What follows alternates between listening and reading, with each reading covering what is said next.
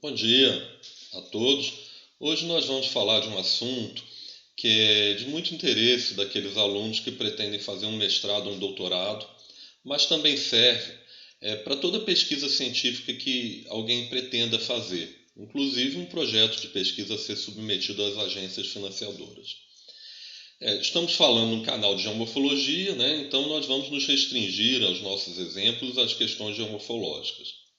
Bem, um aluno que queira fazer um mestrado ou doutorado, um passo quase que incontornável para ele entrar nesse curso de mestrado ou doutorado é o projeto de pesquisa, visto que quase todos os programas de pós-graduação do Brasil, que trabalham com geomorfologia, exigem aos candidatos a ingressar nesse programa a apresentação de um projeto de pesquisa. Infelizmente, eu tenho visto que hoje em dia no Brasil há muitas pessoas fazendo mestrado e até doutorado sem ter de fato um projeto de pesquisa, né? Quando nós olhamos as teses e dissertações, o que a gente percebe é que, infelizmente, em vários casos, a gente vê um trabalho técnico que é feito dentro da academia. Bem, do que eu estou falando? Estou falando que existe uma diferença entre um trabalho científico que deveria ser o que todos os alunos deveriam desenvolver, né, num mestrado ou doutorado, e um trabalho técnico que infelizmente deveria ser feito só fora da academia ou apenas como uma consultoria que a academia faz para fora da universidade, mas que muitos trabalhos de mestrado e doutorado hoje em dia são trabalhos técnicos. Então vou dar um exemplo de um trabalho técnico feito dentro da universidade. Eu vou fazer o diagnóstico ambiental de determinado município. Eu não estou propondo nenhuma metodologia nova, nada disso. Eu estou pegando as metodologias que existem e estou fazendo um diagnóstico ambiental de tal município. Bem, isso poderia ser feito por uma empresa. A prefeitura deste município poderia contratar uma empresa e essa empresa fazer esse diagnóstico ambiental.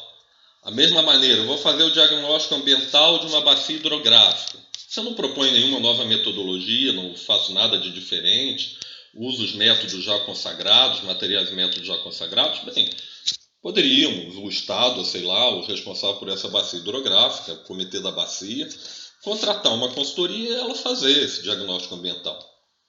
O que transforma um trabalho que poderia ser técnico num trabalho científico é quando você gera conhecimento.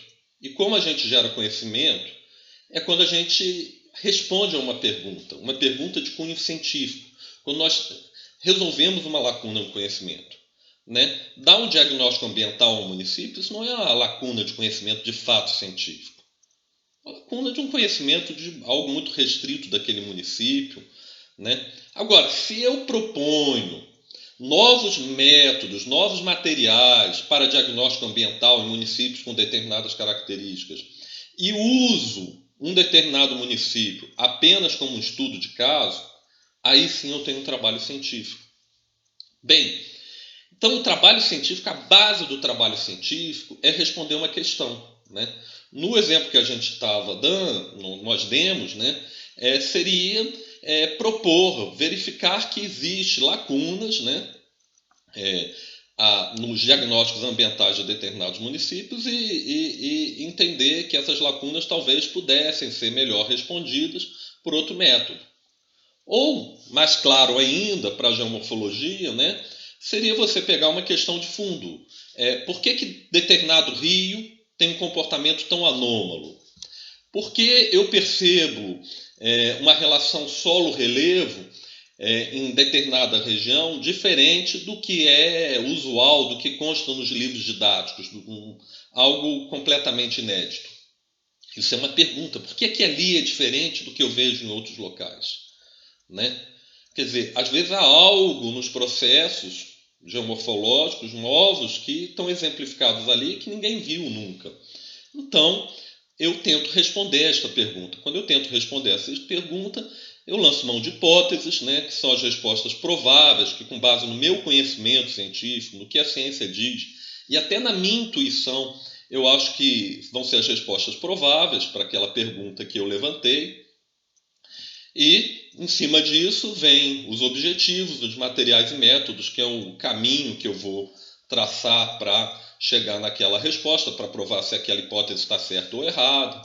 Então, aí eu tenho toda uma construção de algo que é um projeto científico. Então, a primeira coisa que todo candidato a ingressar no mestrado, doutorado, ou mesmo a propor uma pesquisa científica tem que ter, é uma questão norteadora, uma questão de fundo científico.